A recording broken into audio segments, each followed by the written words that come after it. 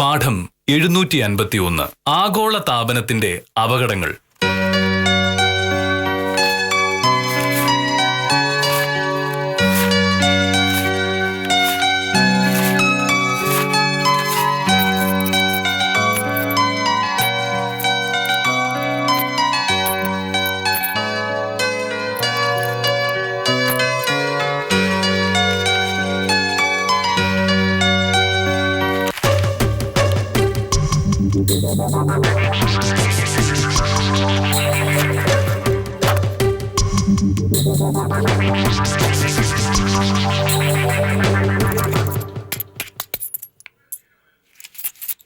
കൊറേ നേരം ആയല്ലോ മോനട്ടാ ഈ കാശുണ്ടെല്ലാം കണക്കെഴുത്തൊക്കെ ആയിട്ട്. എന്താണ് ജീവിത ചെലവുകൾ റോക്കറ്റ് പോകുന്നതല്ല പോകല്ലേ ഭാമേ? ഓ, ഈ മാസം ഇതുവരെ ചെലവായ കണക്ക് നോക്കിയാൽ നീ ബോധം കെട്ടു പോകും. ഞാൻ ബോധം കെടുവൊന്നുമില്ല. ഈ കാശുണ്ടാക്കുന്ന ചെലവാക്കാൻ കൂടിയാണെന്നുള്ള കാര്യം എനിക്കറിയാം. 10 പൈസ പോലും ചെലവാക്കാതെ സൂക്ഷിച്ചു വെച്ചിട്ട് അതിൽ ആനന്ദം കണ്ടെത്തുന്ന മോഹനേട്ടൻ ചെലവിന്റെ കണക്ക് കാണുമ്പോ ബോധം കെടും. ഞാൻ വളരെ സൂക്ഷിച്ചാണ് കാശ് പെരുമാറുന്നത്. പക്ഷേ നിന്റെ ധൂർത്ത് കാരണമാണ് ചെലവ് നിയന്ത്രിക്കാൻ പറ്റാത്തത്. ഈ ഒരു മാസം ഇതുവരെയായിട്ട് ഞാനൊരു 10 പൈസ പോലും ചെലവാക്കിട്ടില്ലോ മോഹനേട്ടാ. അടുക്കളയിലേക്കുള്ള സാധനം വാങ്ങിയത് ഒരു മോഹനേട്ടനാണ്. വാങ്ങിയത് ഞാനാ. പക്ഷേ അത് വലിച്ചു വാരത്തിന് തീർത്തത് നീയല്ലേ. 2 പേർ മാത്രം താമസിക്കുന്ന ഒരു വീട്ടിൽ ഇത്രയും സാധനങ്ങൾ തീരുന്ന എങ്ങനെയാന്ന് ഞാൻ ആലോചിച്ച് അന്തം വിട്ട് നിൽക്കുകയാണ്. കഷ്ടം തന്നെയാണ് മോനേട്ടാ. ഇനി ഭക്ഷണം ഉണ്ടാക്കി കഴിച്ചാൽ കണക്ക് പറയാൻ നിൽക്കുകയാണ് മോനേട്ടൻ. അതും കൂടെ ഇല്ല, പിന്നെ എന്തിനാണ് ഇങ്ങനെ ജോലി ചെയ്യുന്നതും കാശുണ്ടാക്കുന്നതും? ആരാണോ നോക്ക്. ശബ്ദം കേട്ട് അറിഞ്ഞൂടെ അതൊരു പിച്ചക്കാരനാണെന്ന്? ഒന്ന് പോയി നോക്കൂടെ എനിക്ക്. പോവാണ്.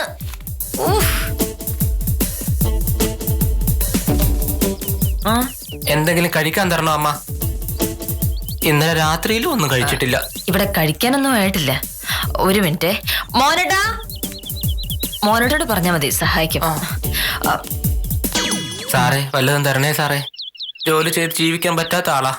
ജോലി ചെയ്യാൻ ആഗ്രഹമുണ്ടെങ്കിൽ ആർക്കും ജോലി ചെയ്യാം. നിങ്ങൾക്ക് അതിനാഗ്രഹമില്ലാത്തതാണ് പ്രശ്നം. ആവശ്യമില്ലാത്ത വർത്താനം പറയാൻ നിൽക്കാതെ അയാൾക്ക് എന്തെങ്കിലും കൊടുത്തുവിട്. എനിക്ക് പറയാനുള്ളത് ഞാൻ എവിടെയായാലും പറയും. ഇപ്പോൾ ഞാൻ നിങ്ങളെ സഹായിക്കാം. പക്ഷേ അടുത്ത 6 മാസത്തിനകം ഒരു സഹായം ചോദിച്ച് ഈ അടിച്ചിനകത്ത് കയറരുത്. ഇല്ല.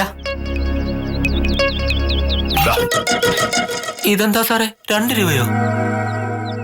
എന്താ 2 രൂപയ്ക്ക് ഒരു കുഴപ്പം? ഒരു ചായക്കുള്ള പൈസയെങ്കിലും താ സാറേ. എന്റെ കയ്യിൽ ഇത്ര പൈസയേ ഉള്ളൂ. ഒരു 5 രൂപ കൊടുക്കും മോനേട്ടാ. പെട്ടെന്ന് ആഗോള താപനം നിയന്ത്രിക്കാനായില്ലെങ്കിൽ ഈ ഭൂമി തന്നെ നശിച്ചു പോകുമെന്നാണ് പാരീസിൽ നടന്ന കാലാവസ്ഥ ഉച്ചകോടി പറയുന്നത്. അറിയാമോ? അതുകൊണ്ട് എന്താ ഇപ്പോ? അതുകൊണ്ട് നീ സ്കൂട്ടർ വാങ്ങണ്ട, അത്ര മേൽ ഈ സ്കൂട്ടറിന്റെ കാര്യം പറഞ്ഞ് ഉത്തമൻ ഈ വീട്ടിൽ കയറി വന്നാ ഉത്തമൻ വിവരം ഞാൻ വരൂല. എനിക്കപ്പഴേ അറിയായിരുന്നു സാറ് സമ്മതിക്കൂല എന്ന്. ഇനിയിപ്പോ എന്തോന്ന് ചെയ്യും? ചെയ്യാനൊന്നുമില്ല. ഞാൻ ആ സ്കൂട്ടർ ഒന്ന് ഓടിച്ചു നോക്കട്ടെ. എനിക്ക് ഇഷ്ടപ്പെട്ടിട്ടുണ്ട്, ഞാൻ എന്തായാലും വാങ്ങും. ഏത് ആഗോളതാപനത്തിന്റെ കാര്യം പറഞ്ഞാലും ഞാൻ അതിനകത്ത് വീഴാൻ പോകുന്നില്ല ഉത്തമ. അപ്പൊ ശരി, എന്നാ പിന്നെ ഞാൻ പോട്ടെ.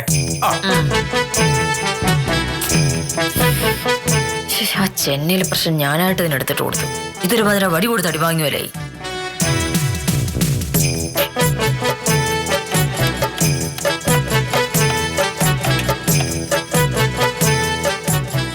അയ്യോ ആരെയും ഫോൺ വിളിക്കണേ, ഫോൺ വിളിക്കണേ. എന്താ? ഫോൺ വിളിച്ചാലും പൈസ പോവും. ഒറ്റ പൈസ പോലും കളയാതെ സൂക്ഷിച്ചു വെച്ചാലല്ലേ മരിക്കുമ്പോ അതുമായിട്ട് പരലോകത്തേക്ക് പോകാൻ പറ്റൂ. ഞാൻ ഒറ്റ പൈസ ചെലവാക്കില്ല എന്ന് രാവിലെ മുതൽ നീ പറഞ്ഞുകൊണ്ടിരിക്കുകയാണല്ലോ. ഞാൻ ആവശ്യമുള്ള സകല കാര്യങ്ങൾക്കും പൈസ ചെലവാക്കാറുണ്ട്. പക്ഷേ ആവശ്യമുള്ള കാര്യങ്ങളായിരിക്കണം എന്ന് മാത്രം. ഒരു സ്കൂട്ടർ വാങ്ങുക എന്നുള്ളത് എനിക്ക് ആവശ്യമുള്ള കാര്യമാണ്. അങ്ങനെ പല ആഗ്രഹങ്ങളും നമുക്ക് കാണും. പക്ഷേ ആഗ്രഹിക്കാൻ പാടില്ലാത്തത് നമ്മൾ ആഗ്രഹിക്കരുത്. ഞാൻ നിന്നോട് എത്രയോ വട്ടം പറഞ്ഞിട്ടുണ്ട് വാഹനങ്ങൾ ഉണ്ടാക്കുന്ന പരിസ്ഥിതി മലിനീകരണത്തെ പറ്റി, പരിസ്ഥിതി മലിനീകരണം ഉണ്ടാക്കുന്ന ആഗോളതാപനത്തെ പറ്റി.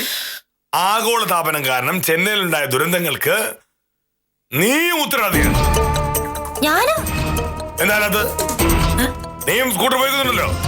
നിങ്ങളുടെയൊക്കെ ഉത്തരവാദിത്തമില്ലായ്മ കാരണം ചെന്നൈക്കുണ്ടായ ദുരന്തത്തിന് സത്യത്തിൽ നിങ്ങളുടെയൊക്കെ കയ്യിൽ നിന്ന് നഷ്ടപരിഹാരം വാങ്ങേണ്ട. കൊള്ളാം മോനട്ടാ. ഒരു സ്കൂട്ടർ വാങ്ങാതിരിക്കാനുള്ള അടവ് എവിടം വരെ എത്തി നോക്കണേ. സ്കൂട്ടർ വാങ്ങാതിരിക്കാനുള്ള അടവല്ല, ഞാൻ ഒരു സത്യം പറഞ്ഞു. ഓ, ഞാൻ പറയുന്നതാണ് സത്യമെന്ന് നിങ്ങൾക്കൊക്കെ ബോധ്യമാകുന്ന ഒരു ദിവസം വരെ നോക്കോ. ശരി, ആ ദിവസം വരട്ടെ. ഈ സ്കൂട്ടറിന്റെ കാര്യത്തിൽ എന്ത് പറയുന്നു? സ്കൂട്ടർ വാങ്ങുന്ന പ്രശ്നമല്ല. ആഹാ.